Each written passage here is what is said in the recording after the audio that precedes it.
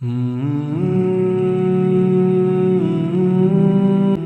কি কখনো কাউকে বলেছেন যে আমি তোমাকে ভালোবাসি? হয়তো বলেছেন মাকে, বাবাকে, স্বামী বা স্ত্রীকে, অথবা খুব প্রিয় কোনো মানুষকে। কিন্তু কখনো কি আল্লাহকে বলেছেন, ইয়া রব, আমি আপনাকে ভালোবাসি? আমরা ভালোবাসার জন্য কত অপেক্ষা করি। একটি মেসেজ, একটি ফোন, একটু খোঁজ, একটু সময়, একটু ভালোবাসা, কত রাত জেগে থাকি, কত কষ্ট পাই, কতবার ভেঙে পড়ি। কারণ আমরা চাই কেউ একজন আমাদের বুঝুক। কিন্তু একজন তো আছেন যিনি কোনো শব্দ না বললেও আপনার মনের প্রতিটি কথা জানেন। আপনার অশ্রু, আপনার কষ্ট, আপনার নিঃশ্বাস সবই তার জানা।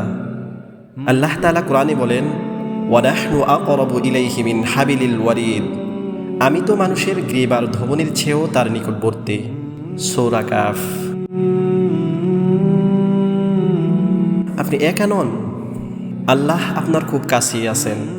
সহিহ হাদিসে রাসূল করিম সাল্লাল্লাহু আলাইহি ওয়াসাল্লাম বলেছেন, আমাদের রব প্রতি রাতের শেষ তৃতীয়াংশে নিকটতম আসমানে অবতরণ করেন এবং বলেন, কে আমাকে ডাকবে, আমি তার ডাকে সাড়া দেব।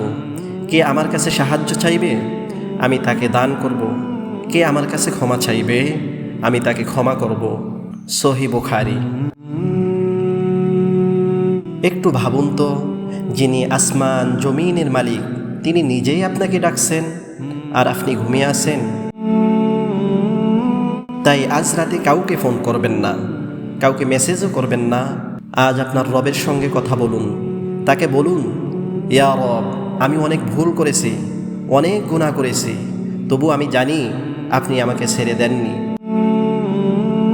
ইয়া রব, আমি আপনাকে ভালোবাসি, আপনি আমার সবচেয়ে আপন, আমাকে ক্ষমা করুন, আমাকে আপনার প্রিয় বান্দাদের অন্তর্ভুক্ত করুন।